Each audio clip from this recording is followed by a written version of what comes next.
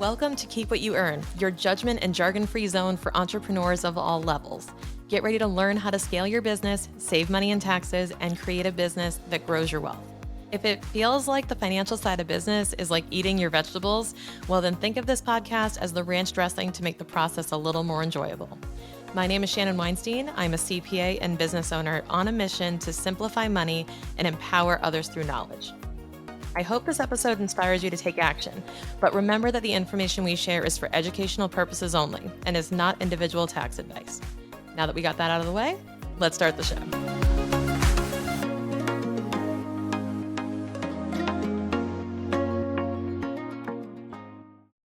Hey, welcome back to the show. So today, much like a lot of other episodes we've done, I have an expert coming on the show today to talk about personal finance. Now, this is not just any expert.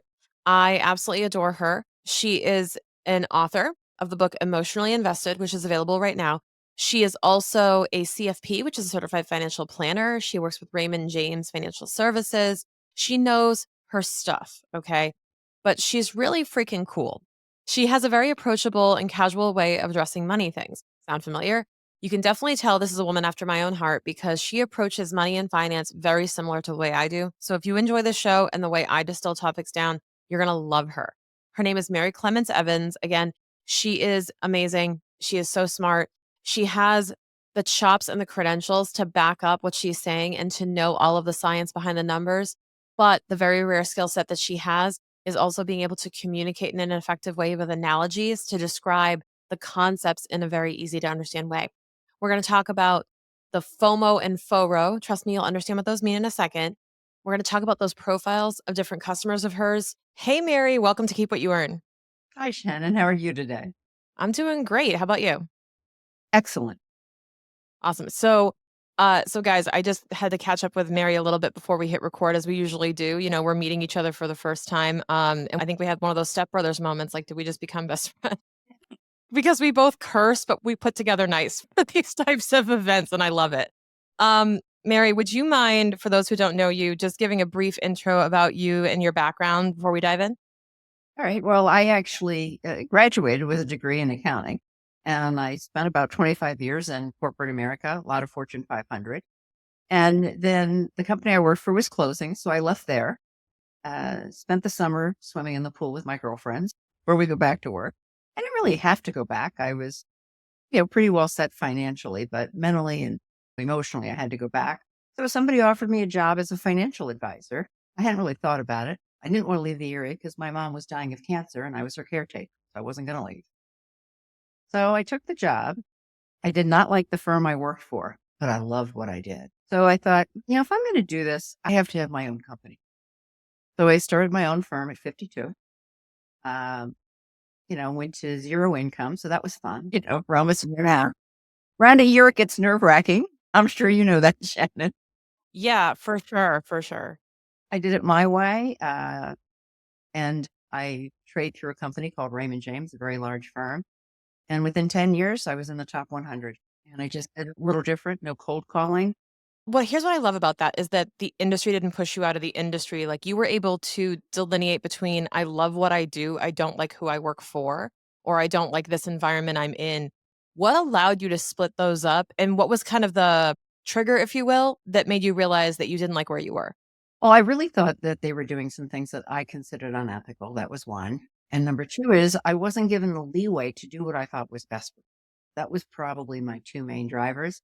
But one of the things that allowed me to do it was because, up until the age of like 50, I was working, I had a good income, and I'm a great saver. So I had money in the bank, I had a great severance package. So I did have the financial freedom to make this decision. And I had decided that this is what I'm going to do. And if I fail, I fail. It's my fault. But if I succeed, that's also up to me. So I'm just taking the destiny in my own hands and I'm giving it a whirl. It's a very similar story to mine as well. Like, I had the same mentality of, well, what do I have to lose? I'm already living in my worst case scenario of going back to work. And it's kind of like the phrase, like, you don't have to go home, but you can't stay here. And I'm just going, I don't have to quit the whole industry, but I definitely can't stay here. So I knew that I was meant for something more, something different, doing things my way. I do not do things the way that we're taught to do. And that was actually kind of a sport I turned into. Like, what would like accounting firms do? Let's try the polar opposite and see if it works. And that's what Keep What You Earn basically is just turning up on its head every assumption we have about finance, which is also why I was attracted to your content in your book, because I'm like, finally, someone else who sees the world backwards like I do. Now, I think we're in slightly different fields within the financial industry, but I suspect we have the exact same attitude. Exactly. So talk to me about, your observations working with clients. First of all, financial advisor, broad term, just clarify for folks listening what you help people with as a financial advisor and maybe what types of clients you served and where they were at when you met them. All right. Well, that's a lot. But let me start with something that you may not know. So, FINRA is the regulatory arm for the financial industry. Okay. So, you go out to their website, there are 253 financial designations that they list, and they list the qualifications. However, they do not endorse or recommend any of the 253. But here's what's fascinating: what two are not there? Financial planner and financial advisor, two most searched for terms in the industry. And the reason that they're not there, there's no national standard or requirements to call yourself a financial advisor, financial planner. So you can have a high school diploma and take a weekend course, call yourself a financial advisor, financial planner. Or you can go down my route with a degree in finance, 40 years experience, certified financial planning, which is like getting a master's. So I'm really trying to get people to know who it is they're talking to.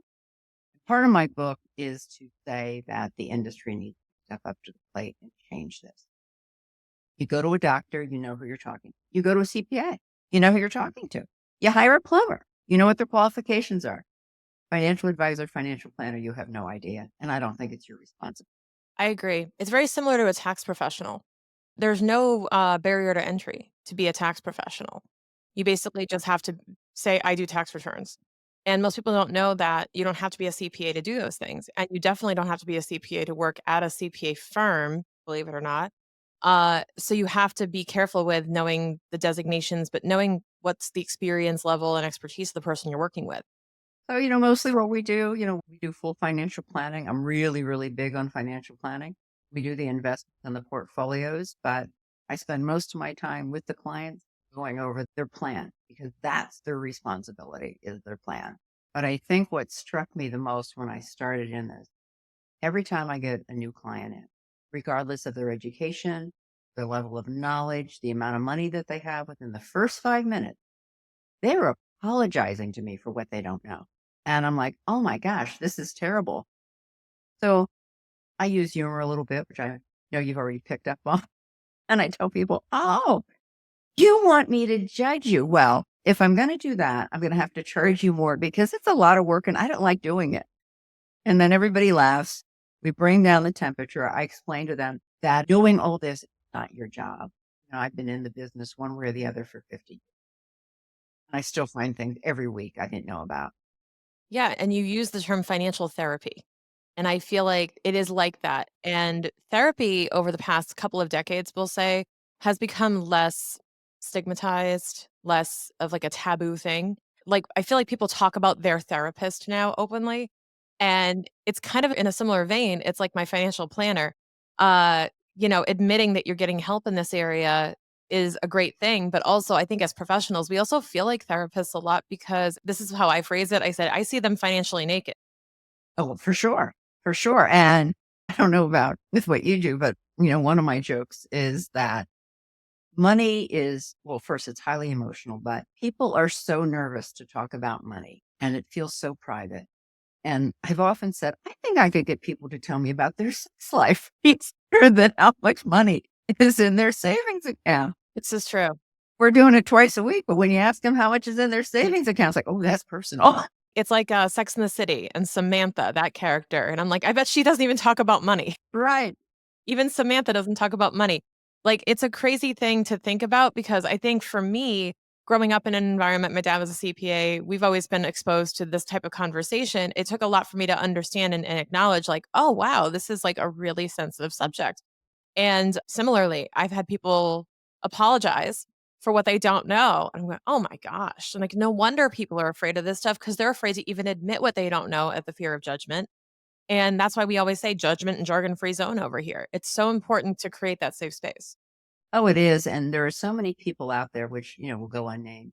But, when people call in different shows and ask for advice, they're being yelled at. They're being shamed. I'm like, I have never yelled at anyone in my entire life for their financial decisions. Then I liken it to this. So you don't need to tell me how many calories are in a brownie. I know how many calories are in a brownie. And I probably know how much fat is in a brownie and how much sugar is in a brownie. But when I'm having a bad day, guess what I'm going to do? I'm going to eat a brownie. And if you start yelling at me for eating a brownie, guess what I'm going to do? I'm going to eat two. I was going to say, I'm going to throw a dollop of ice cream on it. I'm going to fucking enjoy it. Yeah, I think we know shaming doesn't work. Brene Brown, who has just, I think, the best research as a shame researcher, will tell you this does not change people. No, it doesn't change behavior, and it definitely I think it deters from the goal even further. It's like a magnet in the opposite direction. It's going like, "Oh, I gotta move further away from this now because the closer I come to this, I feel that shame." And that's not what we want as professionals, that's not what we want for clients, that's not what we want for people in general. And I think that to some extent I wanna talk about the professionals too, going back to that people are afraid of them because of their approach. Because whether it's shame or simply intimidation, whether they know it or they don't, I think you have to realize that you're inherently intimidating because you work in finance, and you have to overcome that. Correct. And that's why we always laugh at my office. We're going to have one of those pictures taken. We're all wearing black suits and we have our arms crossed and staring at the camera. And my subtitle is going to be afraid, be very afraid. And like, you're already nervous about money. And then we make them more nervous. But I have a theory on this. Could be wrong. And, a lot of my colleagues are just, they're wonderful people. But I think sometimes that, financial professionals, they're not comfortable talking about emotions. They're not comfortable talking about the soft things. And their comfort zone is in charts and graphs, and that's where they go. And I will tell you, when I left corporate America and I started in this, financial planning with families and individuals, I did the same thing. It's like I was in a boardroom making a presentation. I'm showing the charts and I'm showing the graphs, and I'm looking at people. I'm like, oh, they want to kill themselves, and I'm losing them. And so it took me a little time to realize I have all that knowledge and it's in the background and we do great work. They don't care how much I know. They want to come out of there feeling good about themselves and their finances and motivated to make the changes that we need them to do to reach their goals. And that doesn't happen with a charter. It just doesn't. So I stopped all that. That's a lesson learned for me as a CFO as well over the last 5 years. I wish someone just, like, pounded that idea into my head much earlier, like that more isn't more. And we also think that value comes in the form of more data, and more data can scare people. But it's more about what is the story the data is telling and what's the solution if there's a problem? Because I think a lot of, we'll say accountants, financial pros, whatever, they come in and they can present problems. That's what I was trained to do in firms, right? Is present the problem, but don't get involved in trying to find the solution. That's risky. But you can tell them about all the problems they have. And then that's adding value. And I'm like, okay, right. Like I'm a consultant, right? I get to tell them about like what you should do is you should increase revenue and decrease costs. Here's our bill. Oh, that's just brilliant. That's the same advice we have for financial planning. Oh, you want to retire early? Yeah, just do those two things. Right, right. Make more money, save more money, but it's not that simple. But talk to me about customizing approaches and how the emotion ties in, like how you have to manage different clients differently. So, in my book, Emotionally Invested, I delineate two major personalities: FOMO, fear of missing out, and FORO, fear of running out. So one of the things I do with every, client and couple that comes in, I have to figure out who I'm talking to.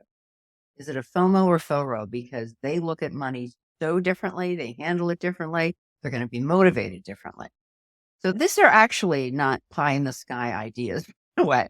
I have a certification in behavioral finance, and they actually have terms for this. It's called hyperbolic discounter and oh, now I can't even remember the other one. Discounter. See, I can't even remember them. So they're huge phrases. Everybody remembers FOMO and FORO. But what they really are, and neither's bad, neither's good.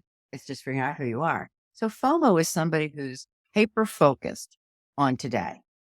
So they're the people, they want to take the vacation, buy the outfit, buy the new car. They're pleasure seeking today. FOROs are people that are hyper focused on the future. They're always afraid there's not going to be enough money to retire. They're going to run out of money. What are we going to do? So I have to figure out, what marriage am I talking? Is it a FOMO marriage? They're really interesting. They're all pretty interesting. FORO marriage, or the FORO. FORO for a financial advisor is the easiest couple in the world, because they're saving every dime they can. They're happy to invest. They have delayed gratification out the wazoo. They're fine. But I do worry that they're foregoing some pleasures that they might regret later on down the line. They can no longer do.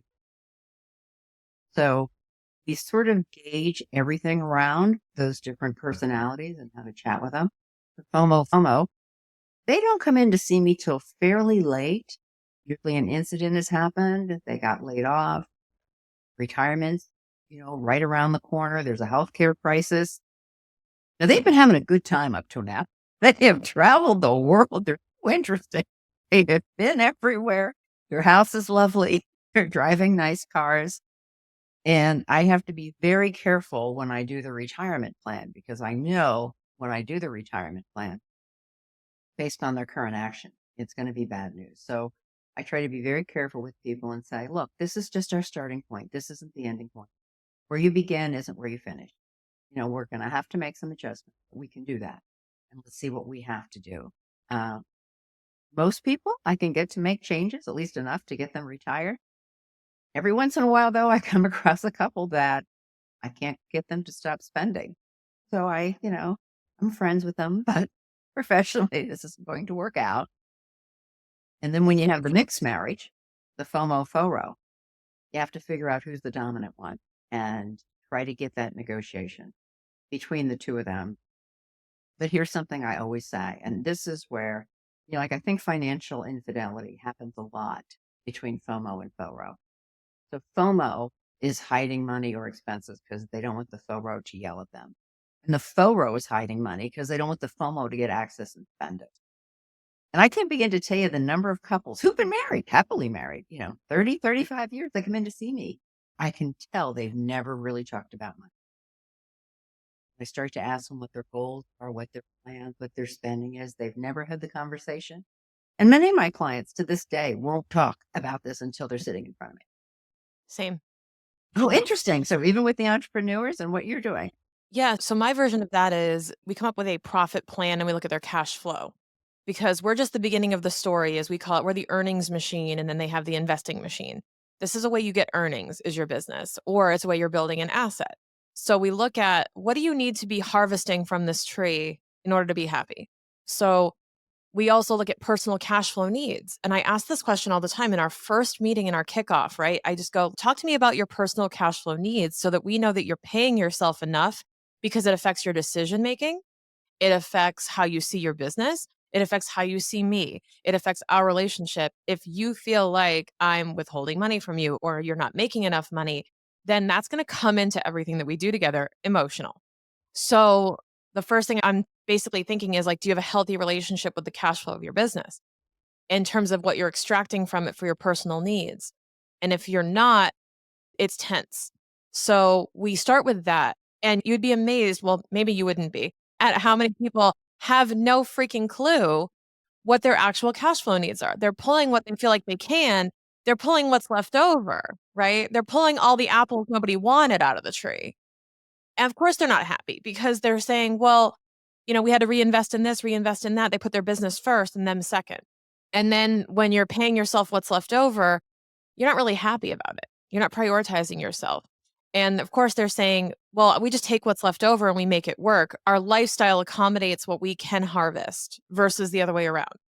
And what we realize is we have to switch that relationship, and we have to figure out what has to happen in order to make your necessary cash flow happen. And that looks different for everybody. They say, what's a healthy amount I pull out of my business? Oh man, that's like asking me what's a healthy amount of calories. I'm like, I got to know a lot more about you and your needs in order to understand, what you need to be doing or what your behaviors are. And we actually even have a worksheet now because it's come up so many times. We have a worksheet to help you compute your personal cash flow need to start the relationship, even though that's not my jurisdiction. But I need to know, what are we trying to harvest from this tree so I know how many to plant or how to water it, right? Correct.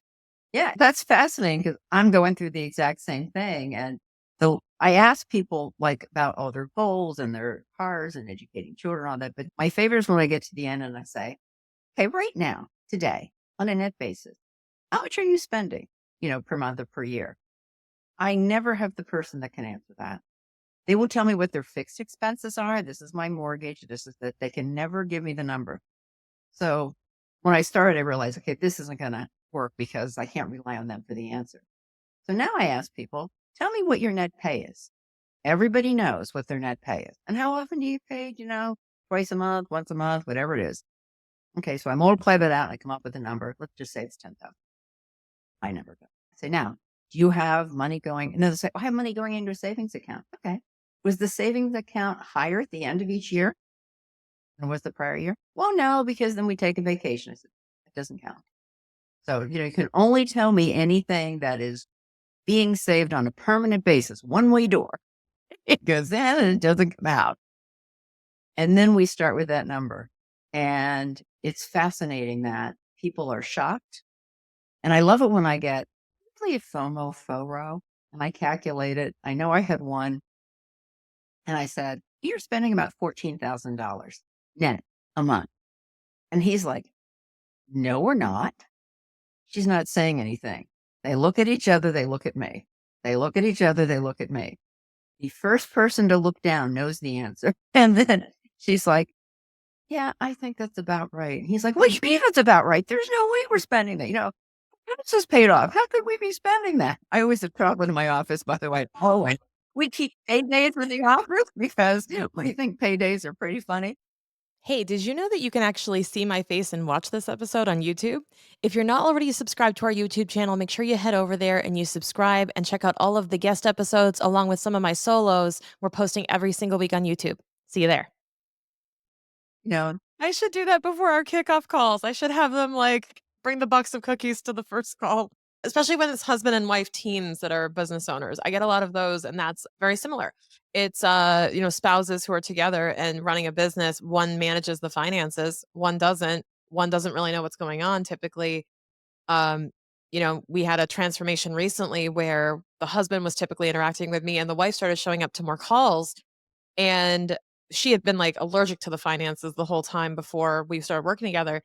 She started coming to the calls, and then she became the most vocal on the calls, like, the most engaging, and I'm like, "I gotta ask, when did this happen?" She's like, "I just enjoy talking to you through stuff, like, this is just nice to be able to have a safe space to say this stuff out loud and to just kind of have a conversation on the numbers without, feeling like we're being judged or like a report card, is being put on us. It's like we're coming up with solutions, not just talking about problems." And that's the goal. yeah, absolutely. That's the goal. And I think that in most cases, it's the women that don't come to the meetings. We see that in my industry, off the charts where women come to every single meeting I have, without fail, because when I get a new client, it's so funny because a lot of times the person to contact me will be the husband. Not always, but pretty frequently. And I handle the finances. She really doesn't need to come. I said, oh, but she does because no, she doesn't care about finances. She doesn't care about investing. I said, that's fine, but here's something she does care about. She cares about whether you take a vacation. She cares about whether you can educate your children or your grandchildren. She cares about where you're living in retirement. And that's a really big part of this. We have to put together this whole plan. And I'm really certain she wants input in that. And then when they come in, that's 90% of what I'm talking about. Like, they don't really need to know the alpha, beta, the standard deviation. They really don't. It's good enough that I know it and provide the impact of that. But I think in general, our financial world needs to do more of that. Stop asking people for things that are their job. Yeah. And I agree. And I also think they need to be more solution focused because I feel like they can diagnose all day long, but then they never prescribe good treatments for it because they're afraid, what if that treatment doesn't work? Then I'm liable. And while there's a risk to giving certain advice to people, This is what we learn in licenses, by the way, guys. Like when you get your license, you've got a little bit of a microscope on you on what you say sometimes. But I would rather, and I've been judged before for putting out podcasts like this, putting out blogs and saying my opinion on certain things that I've seen in the industry, I've seen with business owners and speaking from experience, right? But they say, "Oh, you're willing to give that advice?" I would rather take the chance at one person effing this up and not understanding my blog and going out and trying to go cook this recipe off of a blog. I go, first of all, no one's like doing crazy tax strategies. Like, I read this blog and I tried to do it myself. Like, I said, I would rather the 99% of people learn something and have it just provoke the next question to their accountant. That's what it's designed to do, not necessarily to prescribe exact solutions. But I think our whole industry thinks that, oh, I must keep this all close to my chest so that people don't go do this without my supervision. And I think there's just an overcorrection for that by not sharing this information enough and not really enabling people to implement. Oh, I couldn't agree more. And, what I say in our industry, and we are heavily, heavily, heavily regulated. So I think what we're doing is we're spending so much time covering our collective behinds that we forget that our job is to get people to have a safe and comfortable retirement, educate their children to have money for long-term care. So what I do, and, you know, probably not the most popular, it is among clients, but not among colleagues necessarily. Because they say, well, what do you do? People come in, they say they're conservative. Okay, well, the first thing I ask them is tell me what that means. They don't know what that means. In our industry, we have a term for what that means. So, I could put money in something really conservative. You're never going to see volatility. We confuse those words, volatility and risk. We interchange them incorrectly so that it scares the knickers off of people. Volatility is different than risk. Stock market, high quality, well diversified portfolio has never gone down and stayed down. It goes down, but it's never gone down and stayed down. So I feel my job, not through charts and graphs, but is to help people get comfortable with investments that go up and down. Because when I show them, you're not going to be able to retire to your 72. No, you're not going to be able to help those grandkids go through college. No, you can't do this. You can't do that. Now they're interested in having a portfolio that's not just under the mattress. Well, tell me what that means. Tell me what it looks like when I show it to them.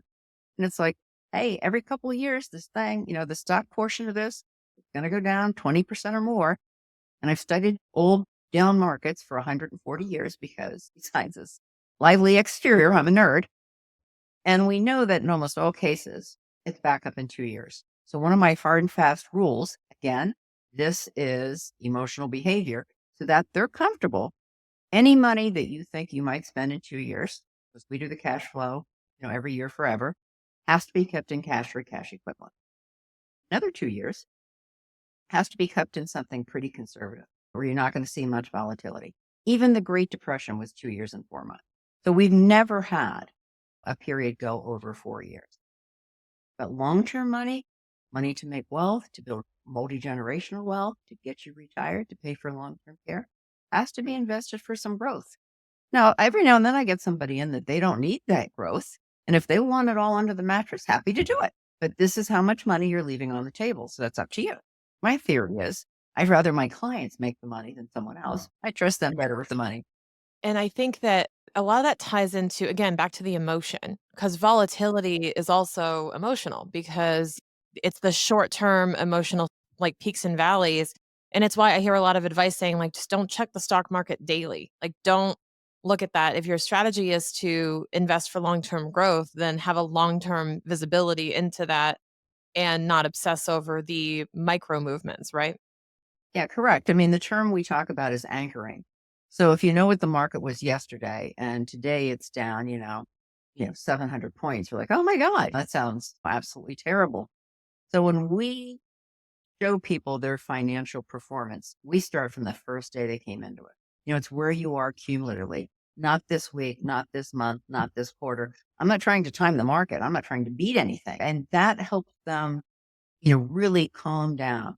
They say, oh, okay, over time. Yep, I've been through a lot of down markets. You're going to be through more. Just get used to it. That's the way it is. We were talking about this before too, and it's like weight. It's like looking at your weight and obsessing over the scale on a day-to-day basis, and I'm like, "Yeah, but you went out for pizza and beer last night, like, don't judge yourself, like, wait a couple days and it will regulate back." Like, go for a walk, It's less about the reaction to the outcome and more about what are the behaviors that are triggering this? How much control do I have over those things? If you have no control over those things, then why worry about them? Like, let it do what it's supposed to do. It's part of the process. Yeah, and it's my favorite statement is always, it's not what happens to you, it's your response. And one of those things is focus on what you can control. I actually just wrote a letter for my newsletter that's talking about step one. I want to dispel a myth too, Mary, on we talked about like men and women and the typical roles that they fall into, depending on who quote unquote manages the finances. We talk a lot on the show about money mindset, money story, and the emotions around money and the history that you have or your approach to money. Everybody has some type of story. And we have talked a lot on this show about women being more, we'll say, likely to have a more traumatic money story or at least be unaware of certain aspects of money due to financial education, things like that. But I want to just dispel that myth that, women have typically more, we'll say, volatile, emotional types of things associated with money. Has what you've seen indicated any sort of disparity there? Or, are you seeing men coming to the table just as emotional as women when you talk to your clients? Absolutely. Everybody's emotional about their money. Everyone. They're different emotions, but every single person. And, I think one of the privileges I have with what I do is, people really do open up and they tell me their fears and they tell me their worries. And there's no difference between men and women. Like I said, the emotions might be slightly different, but they're just the same. And I probably have more men wanting to sell out in a down market. Because I always say, men are afraid of commitment, where women are better at that. You know, I actually find women are uh, more likely to stay with the long term plan as long as there's a plan and they understand the plan. They don't understand it or don't know what it is. That's not the case. Where men, I find not all of them, but just some. Like what did I do this week? What did I do this month? And I want to be able to guess this and predict that and not make an error. Yeah. And I think there's also this misconception that information is the cure to that uncertainty on what to do. If you don't have a plan, if they have more information, they'll be able to make a plan. It's to your point earlier of, oh, let's just give them more data. I want to talk about the pension thing that you mentioned too before we hit record. Like, oh, if, people are more than capable of managing this on their own as long as they have more information. They're all set. Go ahead and react to that. Yeah. Well, we do not make decisions based on facts. We make decision based on emotion, and then we like to back it up with facts. So we all like to feel smart, sound smart. We have all that information, but that doesn't mean they're going to make the right decision. Emotions drive it each and every time. No doubt about it. And, I think that my experience too as CFO is you give people more information, it's just more overwhelmed. It's actually not curing the uncertainty. I think it adds to uncertainty because people don't know how to interpret that information. Well, and my joke always is, so why women, it's not really a joke, but my theory, I should say, why women don't come to the meetings. And I think the typical meeting with a typical financial advisors, and there's very few women that do this. I'm kind of a unicorn there, but you get them in there. Woman has no interest in it. She absolutely doesn't understand it. She knows she doesn't understand it. She's thinking about what needs to be done tomorrow and do the kids need to be picked up and what are we having for dinner? The husband also doesn't understand it, but he doesn't want to sound like he doesn't understand it. So he's asking questions, and the financial advisor is showing him how smart he is and knows all this stuff and the Allen charts and, what the PE ratio is now and what it was. And he's asking all these questions. But they both go out of there not knowing anything more about their financial plan than when they came in. It's just they react to a different. And the women finally go, what? And the wife thinks the husband knows because he's asking these questions. I have to find this really nice way to say, he doesn't know either. I never say that, but what I find women who think their husbands will never turn the finances over, when they do, I find the men like they're so much happier. They're so much more relaxed. That burden, that stress is taken off their shoulder. And now I have some guys who are really interested in the market. And I swear sometimes they just call me because they want to chat about that. So I'm happy to do that with them. They know they shouldn't be doing it, taking it over. And they are. Yeah. And that's the important thing is just understanding how it impacts you And also, like you said, whether it's the husband or the wife, there's pressure on the person who is probably, we'll say, supposed to be, quote unquote, more financially savvy. There's always some person who's going to take the primary role to handle some of those things, which I think makes sense. You're delegating different responsibilities among household items and finances and bill payment. You don't want everybody with their hands in it. It's like you have two of you trying to cook dinner together. It's like, get out of my fucking way. Like, I'm trying to move this around. I gotta do things my way. And that's kinda similar with me and my husband too. Like, I handle all the financial stuff. We split our duties on those things. But, when it comes down to it, there's always this kind of agreement that, like, if we don't know what's going on, we're gonna talk about it because nobody's expected to know something inherently. And I think we understand that, but I see so much struggle with that with I don't want to admit that I don't know this, and I definitely don't want to admit this to someone who thinks I know better than they do, and I'm supposed to look smarter than them on this topic. And then there's just like a recipe for spiraling down into no one knows what we're talking about anymore. And that honesty is key. Yeah. Well, that goes back to, what I talk about that it was actually a law passed in the late 70s that said pensions had to be fully funded. And it was a good idea, but it had terrible consequences. So, as you know, corporations were not required to have pensions. And so, when they were required to fully fund the pensions, when you made that journal entry, well, the earnings really went down, your stock price went down. So, what did corporations do? Through the 80s and 90s, they froze or eliminated. So, I call that the big sin that happened. And when that happened, people didn't even understand that now the burden for the retirement is on them. It's not on the company anymore. It's not on the union. It's on you. And my theory is the big lie that we said to absolve ourselves of this great sin was that this is so easy, you can do it yourself, which I always knew was crazy because I was on a pension committee and we had professionals. And the financial investment world is one of the most complex systems out there. Why would somebody who's, a nurse or a teacher or a plumber, how would they possibly have the time, interest, and ability to learn this? It's crazy. They don't teach it. They don't teach it. So why is this not a core subject in school if you're then going to assume that everyone is educated enough to do it, but you haven't provided said education? Right. And then people feel guilty. They don't know it. Yeah. And that's a terrible thing we've done. And it stops them from getting help. Yeah, and the only reason and just to dispel this that so I started investing in my 401k the moment I started my first job. And I'll tell you why I did. And people are going to say, "Oh, because you're a financial." I was not financially smart at 20 freaking 2. Like I just got out of college. Like I'm the same college student as all of y'all. I just happened to study this one subject that had a lot of Excel spreadsheets and stuff in it. And I was going to go audit and I thought I was cool. And I was still a naive 22-year-old and I didn't know how to invest or any of that stuff. And my dad pulled me aside and I was trying to fill out all these dang paperwork things I had to do for my first job, right? Your W-4, your withholdings, your 401k, your health insurance benefits. I'm filling out all these forms. My dad goes, the 401k one comes up and he goes, you're supposed to put 12% in that box. And I said, oh, okay. And I said, why? And he's like, it's just like taxes. Like they got to withhold 12% of your paycheck to put it in that. Okay, I thought it was mandatory. Yeah. I love your dad, by the way. It's great. My dad convinced me that, like, the same importance of pay your taxes or you're in trouble was you have to put this much money in your retirement. Like, it was that serious. I'm almost embarrassed to admit that I was, like, in my late 20s, early 30s before I realized that wasn't true. Look, that's the best gift a parent can give a child.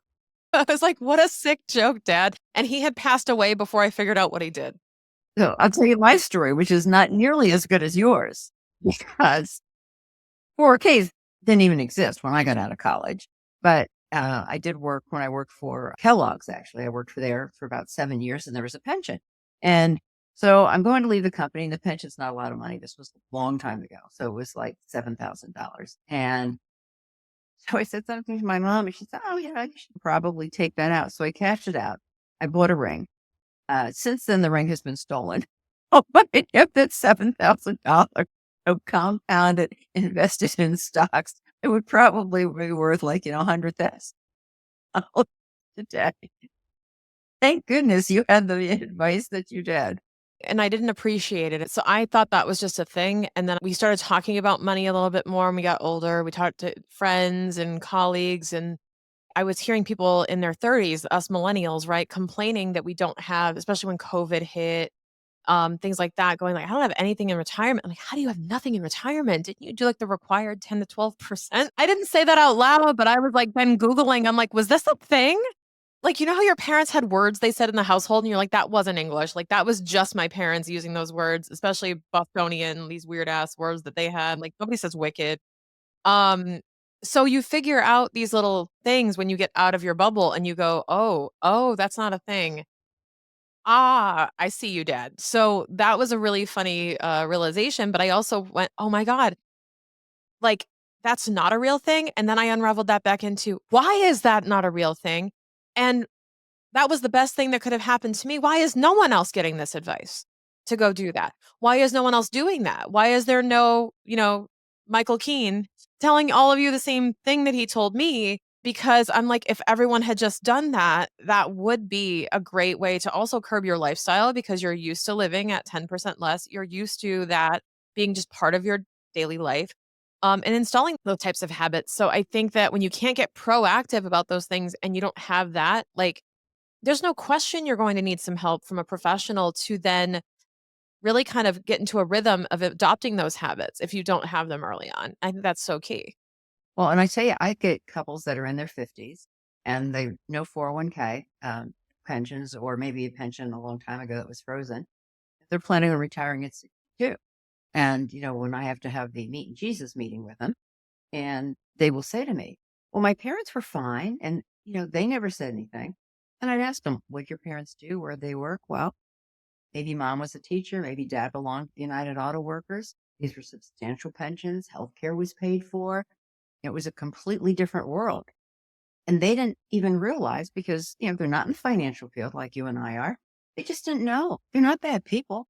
They really had no idea till they sat down with me that this was their responsibility. They're a little pissed off, and, rightfully so. Absolutely.